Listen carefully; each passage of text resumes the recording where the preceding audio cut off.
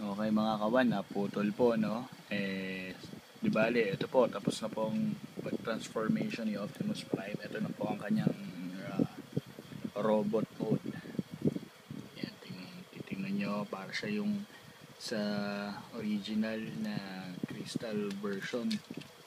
Yan, okay naman lahat. So far okay eh.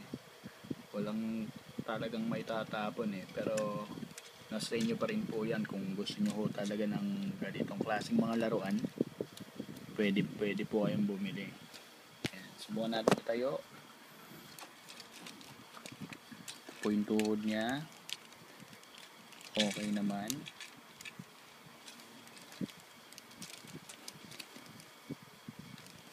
Kung mahirapan ho tayo itayo to dahil nasa kutsyon.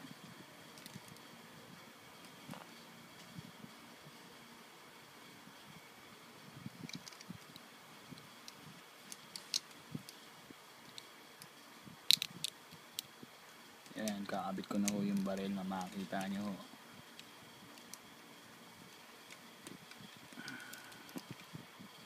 Ayan. Pasensya na ho. Ayan, naitayo ko na.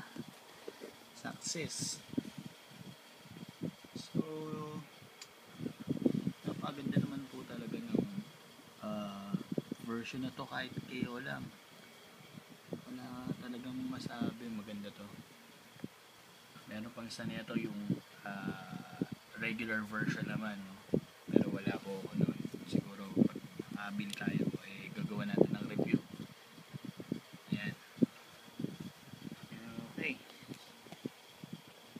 Ayan po. Okay. Parang nagugutom siya. Kailangan natin kakainin. Ayan ho.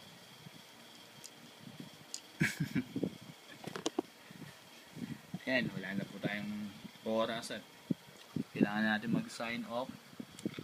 Ako po ulit si Coco Crunch, ang makisig, malinamnam, matamis-tamis at makatas-katas na inyong reviewer na mga Transformers. Okay, sa susunod ulit na i-review natin, sana merong sumunod. Ito po susunod natin i-review. Ayan, pag may oras po i-review natin yan, bubuksan natin. Sa ngayon, kailangan na po natin mag-lunch. Bye bye!